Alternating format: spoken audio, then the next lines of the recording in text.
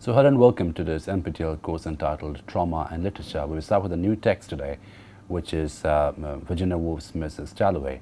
So I believe we've already had an introductory lecture for this text where I talked about at spoken length about the historical background of the text. So in what ways is it a trauma text? And also a text about gender, a text about masculinity, a text about the collusion between medicine and patriarchy. So all these very complex narratives get into the text, which makes it such a complex text and such a relevant text for us today as well. So among other things, the trauma in Mrs. Dalloway, it operates at various levels. There is obviously, as I mentioned in the previous lecture, the PTSD's trauma, post-traumatic stress disorder, the trauma that happens to soldiers when they come back after a war, when they fail to integrate in a civilian space. So quite literally and quite experientially, it's a text about disintegration, and we did talk about that at length.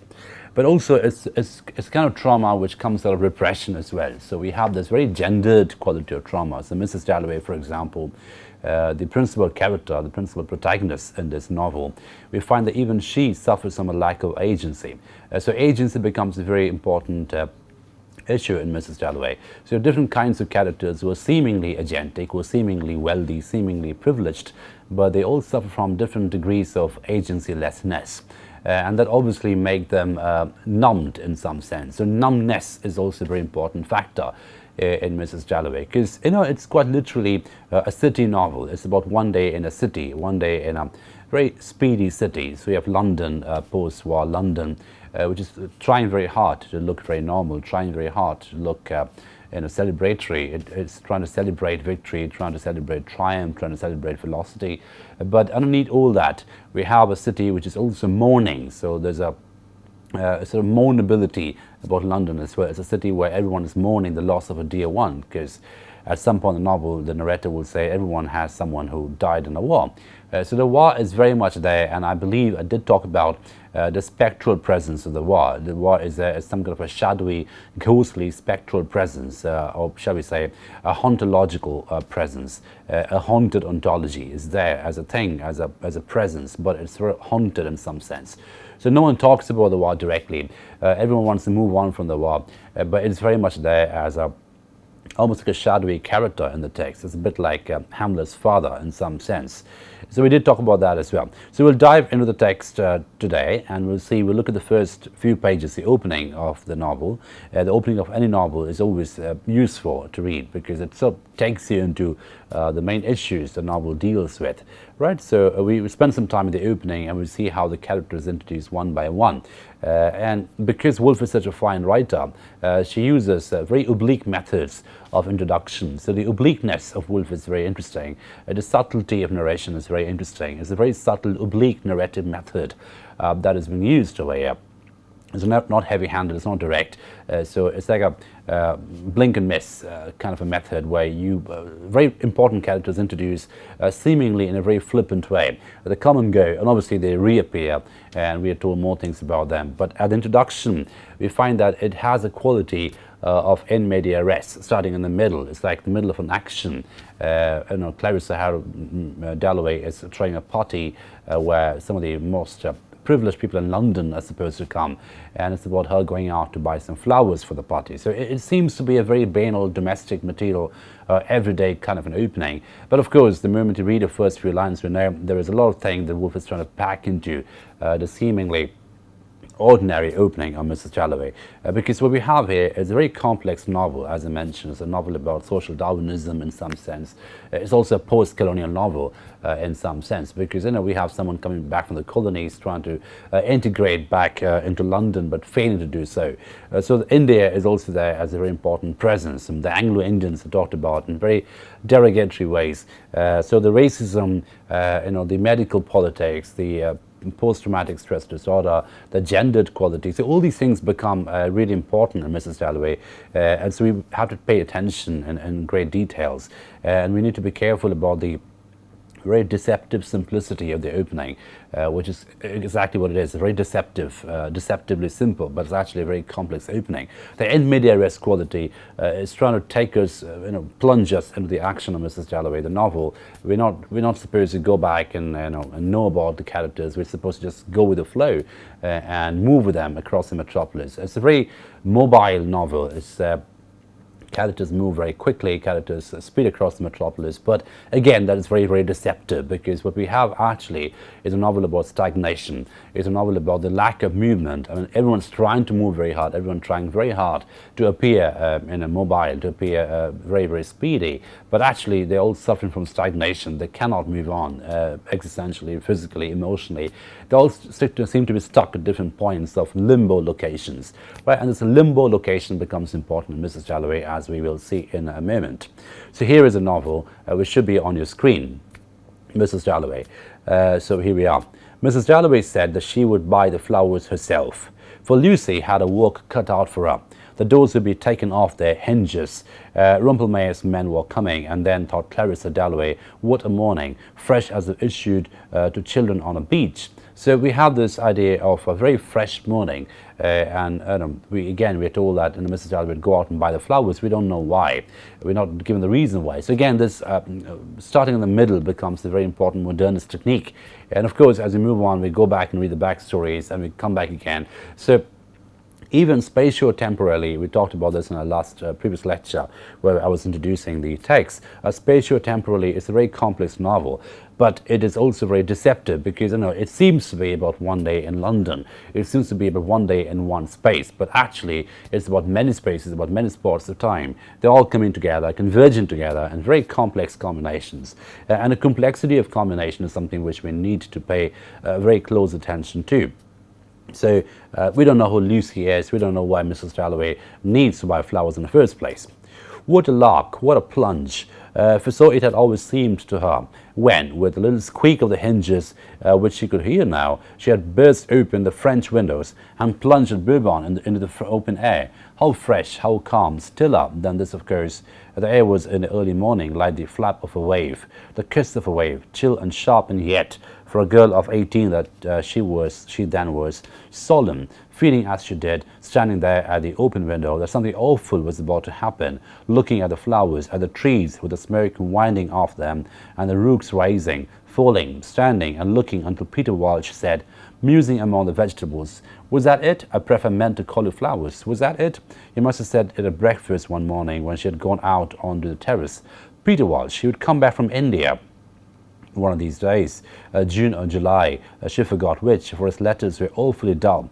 It was his sayings one remembered, his eyes, his pocket knife, his smile, his grumpiness, and when millions of things had utterly vanished, how strange it was. A few sayings like this about cabbages. This is brilliant writing, because again, see, what Woolf is giving us seemingly ordinary things, cabbages, flowers, pocket knives. So the very metonymic quality of materials is something which we need to pay attention to. So a man called Peter Walsh, we don't quite know who he is fully at this point, but he's someone who's coming back from India, apparently. We don't know what he's doing in India in the first place, but we can hazard a guess. Maybe he's a colonial officer who's coming back from India, because this is written 1925. After the First World War. So anyone coming back from India must be involved in some sense with imperialism, with colonialism, but we don't quite know exactly what. But then Peter Walsh is being remembered by Mrs. Dalloway. And we see the act of remembering obviously transports the character into different points of space and time. She's going back literally to different points of space and time, remembering very organically, but also quite in a very fragmented manner, in a very metonymic manner, different sayings, different clippings, different materials, different images. So the whole act of remembering becomes interesting, because it's not really a full act, it's not really a total recall, it's not really a complete remembrance of what happens, but there are certain things which are strangely remembered, like something said about cabbages, for example. So there's no rationale behind remembering. There's no rationale behind the fact that some things get more remembered than other things. Now, this is important, because this is exactly what Woolf does throughout the novel, and that is the technique of the stream of consciousness, where seemingly random things attach to each other in a free-flowing, fluid kind of a thought movement, right? And there's no rationale why object A sticks to object B. It's just the way the consciousness operates. It's just the way the mind operates. So the mind appears in Mrs. Dalloway as a very fluid phenomenon. The mind appears as an activity, a very fluid activity, which is seemingly random in its rationale. There's no logical rationale behind it. And it's exactly the capturing of consciousness which makes Woolf, along with other people such as James Joyce and T.S. Eliot, a very good example of high modernist writing. Because high modernist writing, and this is obviously a category, a literary category, which was conveniently constructed for academic purposes. But high modernist writings is exactly about the capturing of consciousness, its all its randomness and all its associative politics. So the consciousness of a human mind is captured in language, and we have different connections, different coordinates of consciousness which are revealed to us. So Mrs. Dalloway is trying to remember Peter Walsh, who's supposedly coming back from India, and she doesn't quite know when. She doesn't know if it's June or July, but sometime he's coming back from India, and then she's remembering him, remembering certain little sayings of his, but then it's very random, very flippant, very irrational in some sense, right? So he said something about cabbages, for example. He said something about men and cabbages and vegetables. So those things get remembered rather than the more quote-unquote important things. So the whole idea of the whole politics of importance, the whole politics of hierarchy in the mind, the whole politics of hierarchy of meanings gets dissolved away in some sense. So that's exactly what the stream of consciousness does. It dissolves away the politics of privilege in the mind, the normative politics of privilege, where we assign certain importance to certain things more than other things. But when the mind operates freely in a very fluid way, then that politics of privilege disappears completely. So the stream of consciousness in Mrs. Dalloway is a very random, fluid phenomenon, and the randomness and fluidity of the phenomenon becomes important, and that's something which is very, very perfectly captured by Woolf. And very opening, as we can see. So, I don't quite remember what he was like. His letters are very dull. The letters which are seemingly informative, seemingly detailed, seemingly dense, were always very dull. So I couldn't care less about his letters. But then I do remember him from his sayings about cabbages, from his sayings about vegetables, from his sayings about different little things, like, and from his very metonymic embodiment, like pocket knife. Now, this pocket knife becomes important because that would keep recurring. It almost becomes a form of, shall we say, extended embodiment. The embodiment of Peter Walsh is extended with the pocket knife, and he's obviously a very phallic object as well. It's part of his masculinity, also part of his nervous masculinity. He's always flipping it off and on in his pocket as some kind of a very nervous male, a very nervous phallic activity in some sense. So the pocket knife becomes important, the smile becomes important, his grumpiness becomes important, but when everything else vanishes, how strange that all that remains in terms of the memory of Peter Walsh is a few sayings like this about cabbages, right? So I think if you take a look at Woolf's writerly practice over here, she deliberately picks cabbages because cabbage is a very dull vegetable. It's not an exotic vegetable. It's something which you see everywhere. It's dull, it's boring, it's ordinary, and it's exactly the point. The boringness, the boredom, the ordinariness of cabbage is exactly what is being used over here to create something extraordinary out of it. And we realize the only way memory operates is through very boring material things, everyday phenomenon. But the way it operates, the way the combinations happen, that becomes complex. That's something which we don't quite know. We can't put a finger on it in terms of the rationale. Okay, so the opening becomes important in terms of how the consciousness is captured by Woolf. Okay, she's stiffened a little on the curb, waiting for Dirtnall's van to pass. A charming woman, Scrub Purvis thought her, knowing her as one does, know people who live next door to one in Westminster. A touch of the bird about her, of the jay, blue-green, light, vivacious, though she was over 50 and grown very white since the illness. There she perched, never seeing him, waiting to cross, very upright. So, as we can see, the human beings in Mrs. Dalloway, they often describe using very objective details, using details of machines, about objects, about inorganic things. So in other words, the organic world and the inorganic world begin to blend in ways in Mrs. Dalloway, which becomes almost indistinguishable. So we can't distinguish between the organic and the inorganic world anymore. And that's obviously part of the traumatic landscape, as we'll find later when the traumatic person, the person who's traumatized in Mrs. Dalloway, the sufferer of trauma. He's introduced, Septimus Smith. We find that one of his crises is he can't distinguish anymore between what is organic and what is inorganic, what is real and what is unreal. And this lack of distinction, this inability to distinguish, becomes the main cognitive problem for him. For having lived in Westminster, how many years now? Over 20. One feels even in the midst of the traffic or walking at night, Clarissa was positive, a particular hush or solemnity, an indescribable pause, a suspense, but that is something of a heart. Now, this is interesting because Westminster, is a very posh neighborhood in London, as you know. That's a place where the very white, privileged people live. And that white privilege is something which is described and almost parodied in some sense in Mrs. Dalloway, because we have this very genteel white people in a very posh neighborhood in London, Westminster. But then that circle, that genteel circle of bourgeois Londoners, that is being described, obviously, but also caricatured in some sense.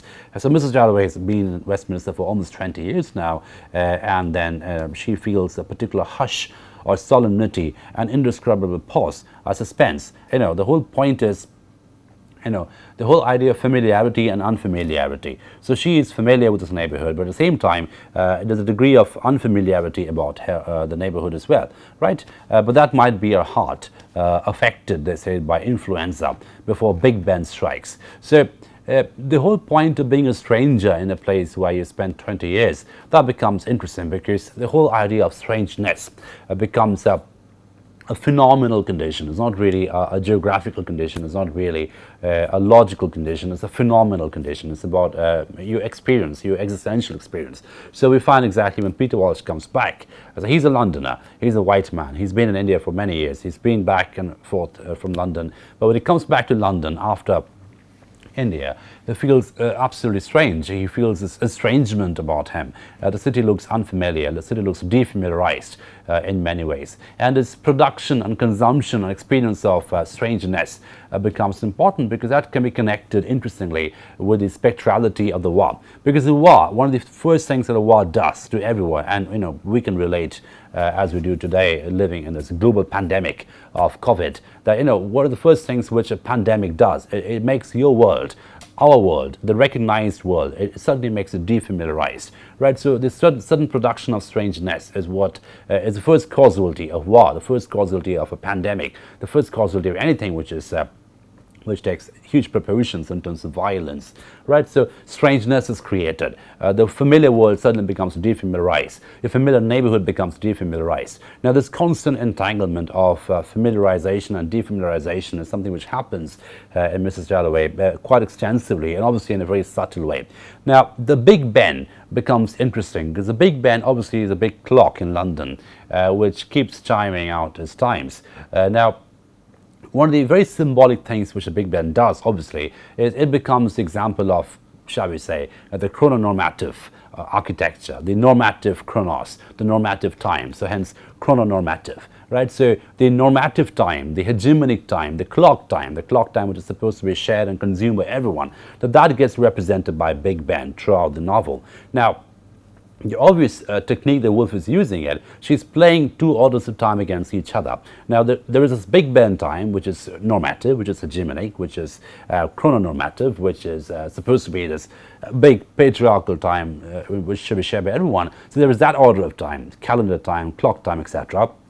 But equally, and perhaps most complexly, we have this order of psychological time, the time that is emotional, the time that is experiential, the time that is that locates you at a certain spot, a certain space, at a certain point of time. So the time that you experience. So time as an experience, and time as a factor, time as a number. So these two orders of time play against each other in Mrs. Dalloway quite a lot. So the Big Ben becomes symbolic of the hegemonic order of time, of the the grand order of time, the grand narrative of time, shall we say, against which we have this different micro-narratives of time, experienced by different people, different human beings, where they're transported in time, where they travel back and forth across different orders, different sports of time and space. So different complex combinations of time take place in Mrs. Dalloway.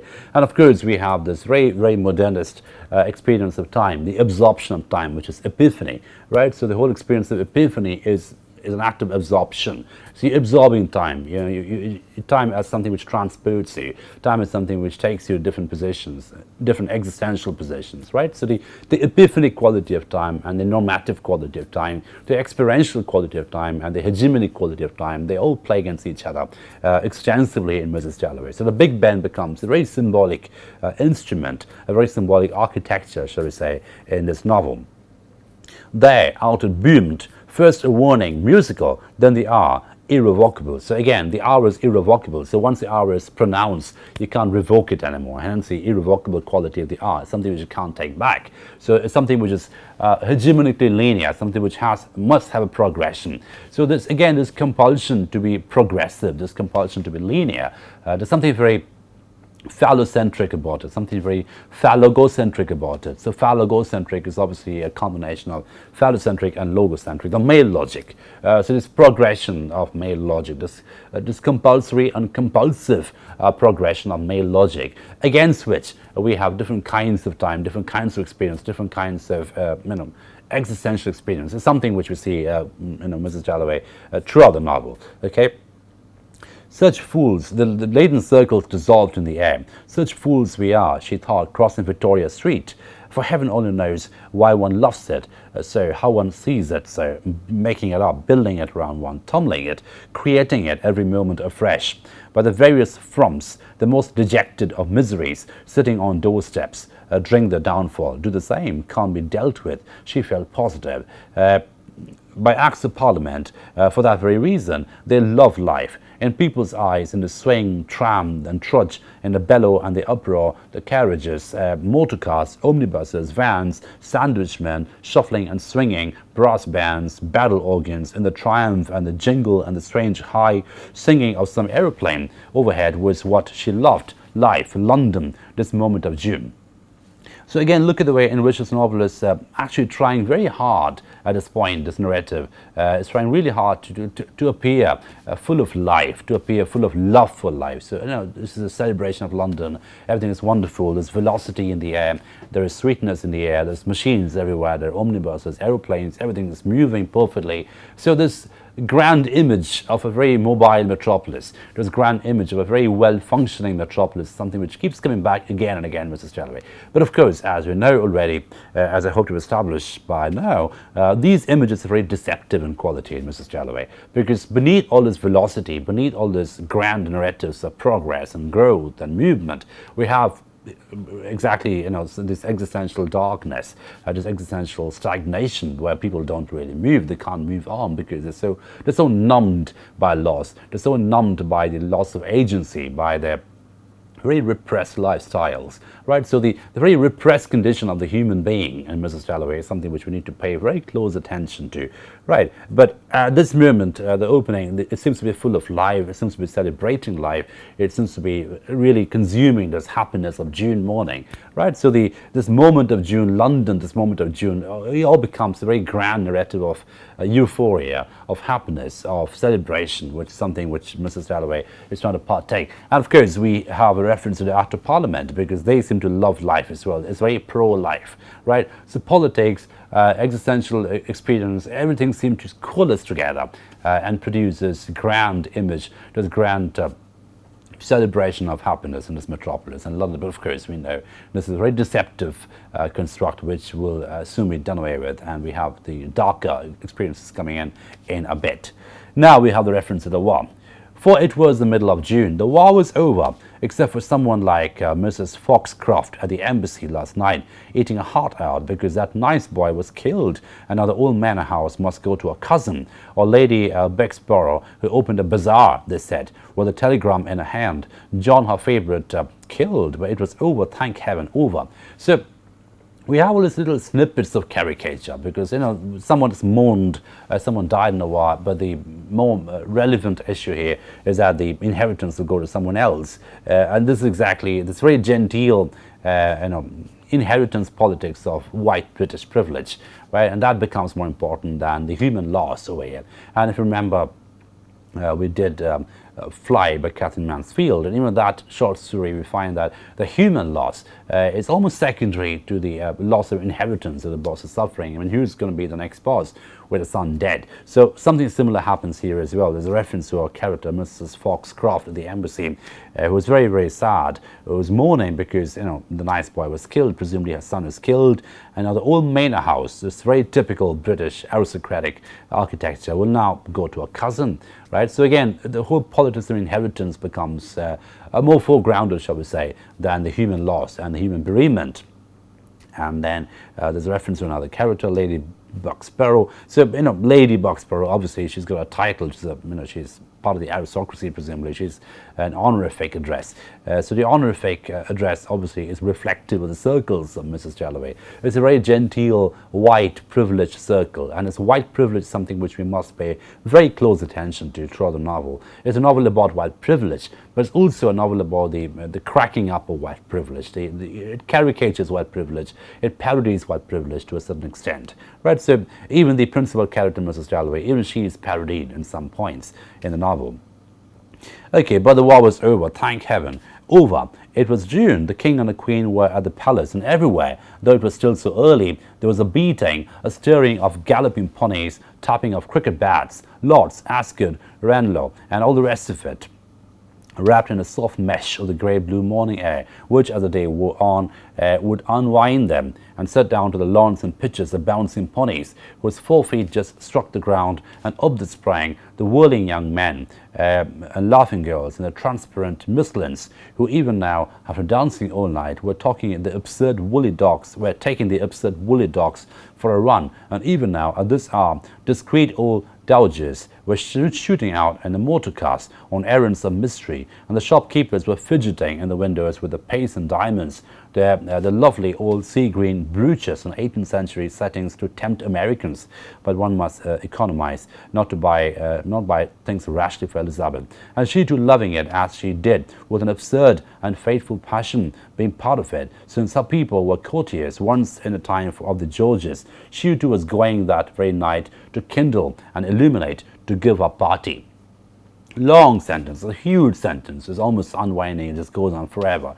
But the whole point is, if we take a look at the images, it's an image of celebration, image of richness, image of appropriation, image of acquisition, and then we come to the party. So she is connected to the Georges, her people, her family, her ancestors were courtiers at some point, so she's connected in this aristocratic royal privilege bit, and she's trying to illuminate today. She's trying to give a party today. So the whole novel becomes about the party that she's supposed to throw at night, right? So that party gets mentioned for the first time in the novel, but also we find the character of the presence of the war, and this very compulsive and almost anxious retelling, this anxious articulation, the fact that the war is over, the war is over, the war is over. You often wonder, why is there such a compulsion to keep repeating that over and over again? So one could hazard, I guess, the war is probably not really over. The war is very much there as a spectral psychological presence. It's almost like a spectral, shadowy character. It's not really gone. Although the city is trying very hard to move on, it's trying to, become very speedy, fast. It has lots of metonymy markers of speed and sophistication, but the war is far from being over, and that becomes a very important issue in Mrs. Dalloway. But we get to know that she's giving a party, and that's something which we need to be aware of. This is the whole point why she's going out to buy flowers in Westminster. Okay, but how strange, on entering the park, the silence, the mist, the hum, the slow swimming happy ducks, the pouch birds waddling, and who would be coming along with his back against the government buildings, most appropriately carrying a dispatch box stamped with the royal arms. Who but Hugh Whitbread, her old friend Hugh, the admirable Hugh. So we see all these very white, privileged neighbors and friends meeting each other, bumping into each other, running into each other in this very genteel white neighborhood of Westminster, which is where the novel, the opening of the novel is set. Okay, so, and this is the London in a post-First World War, trying to move on, trying to look happy, trying to look celebratory, and so on and so forth. Now we come to the other character, Mrs. Dalloway, who is the other principal character, and that is the traumatic character, Mrs. Dalloway, and that is Septimus Smith. right? So Septimus, of course, is someone who suffers some trauma. Septimus is someone who's been in the war, and someone who can't integrate back with the civilian life in a post-war London. This lack of integration is something which we see throughout the novel, and that is, of course, a very extreme extension of the repression that Clarissa Dalloway suffers as well. So we find at some point in the novel there seems to be some kind of an empathy between Clarissa Dalloway and Septimus Smith, and that empathy is important for us to locate. And why is there an empathy at all between two characters who are so different from each other?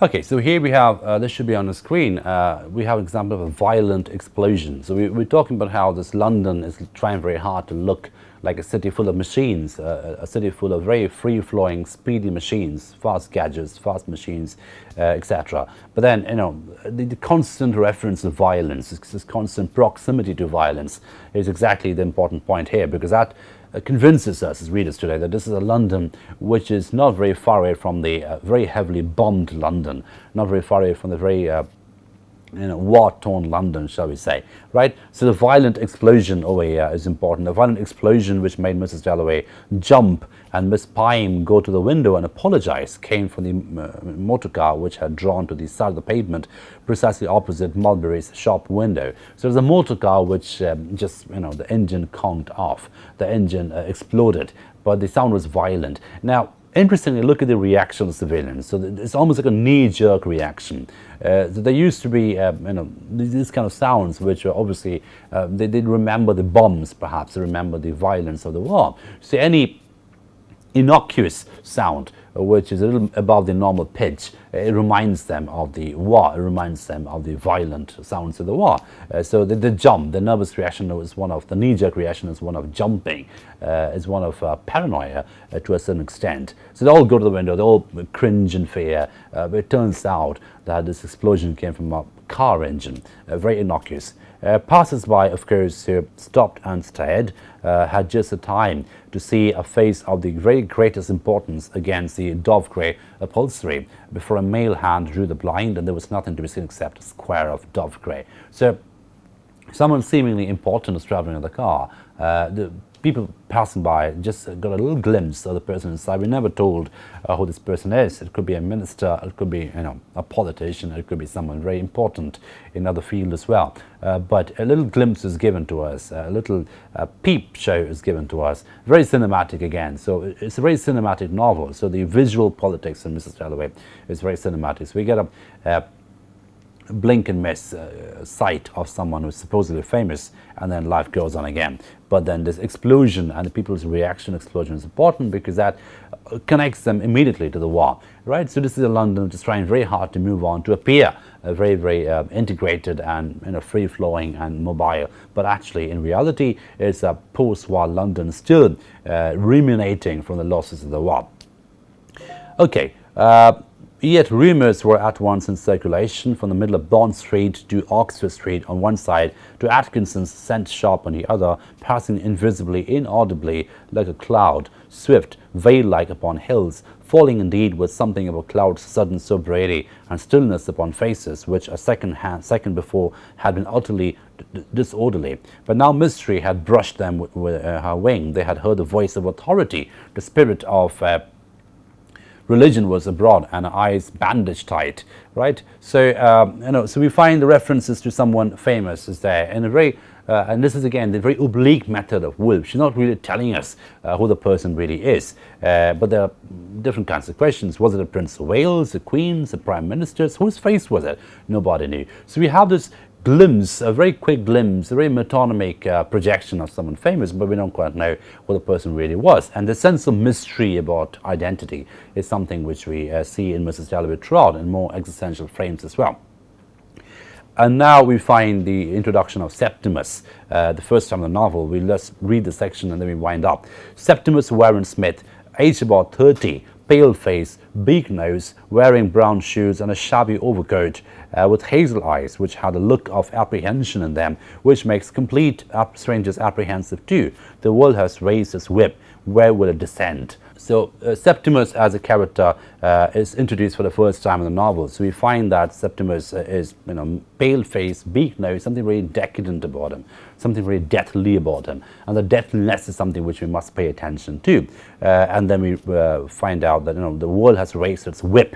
Where will it descend? So the whip becomes a very important metaphor for punishment, for torture, for suffering. So for Septimus, the world has raised its whip. Where will it descend? It must descend on someone's back. It must come to someone. So whip becomes an instrument, a symbolic instrument of torture in Septimus's imagination. So we find and again, this is an example of great literary writing. Even before the character is fully introduced, we find the metaphors around him, the metaphors in his imagination. They give way his existential location. So how is it located emotionally? So he's someone who's located at the plane of the sufferer, the spot of the sufferer, someone who's suffering in his mind. And that sense of suffering is very much there throughout the characterization of Septimus. Right. Everything had come to a standstill. The throb of the motor engine sounded like a pulse irregularly drumming through an entire body. So again, you can take a look at how the organic and the inorganic blend together. The throb of the motor engines, they feel like a pulse through an entire body. So the organic body and the inorganic machines blend together. Again, there's something very indistinguishable. We can't distinguish at all between the organic and the inorganic at this point. The sun became extraordinarily hot because the motor car had stopped outside the Mulberry's shop window. Old ladies on the top of omnibuses spread their black parasols. Here a green, here a red parasol, open with a little pop. Mrs. Dalloway, coming to the window with her arms full of sweet peas, looked out with a little pink face, pierced an inquiry. Everyone looked at the motor car. Septimus looked. Boys on cycles, bicycles sprang off. Traffic accumulated, and there the motor car stood with drawn blinds, and upon them a curious pattern like a tree, Septimus thought, and his gradual drawing together of everything to one center before his eyes, as if some horror had almost come to the surface and was about to burst into flames, terrified him. The world wavered and quivered and threatened to burst into flames. It is I who am blocking the way, he thought. Was he not being looked at and pointed at? Was he not waited there, rooted to the pavement for a purpose? But for what purpose? So I stop at this point today, but suffice it to say we have the sense of purposelessness and melancholia and self-loathing, which you find in Septimus already. So it's a very Freudian kind of melancholia, which is characterized by self-loathing, with a depletion, shall we say, of the ego. The dignified ego goes away. Septimus is like a vegetable. He's just like a zombie, a leftover from the war, was walking around the metropolis, completely directionless, completely purposeless. And he thinks of himself as someone who's blocking the integration, someone who's an impediment to integration, someone who comes in the way of integration, right? So we have this very interesting metonymic representation of machines and velocity and a city which is trying to move on, machines popping in, popping out, and then we have this very shadowy,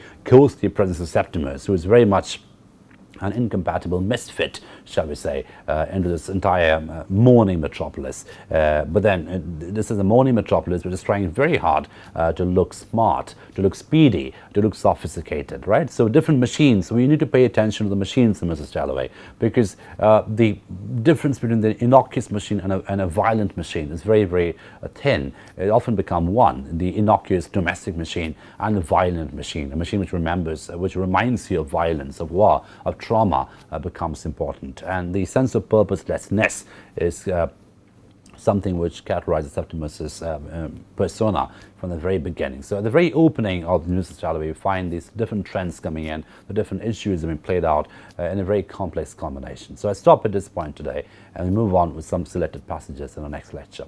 Thank you for your attention.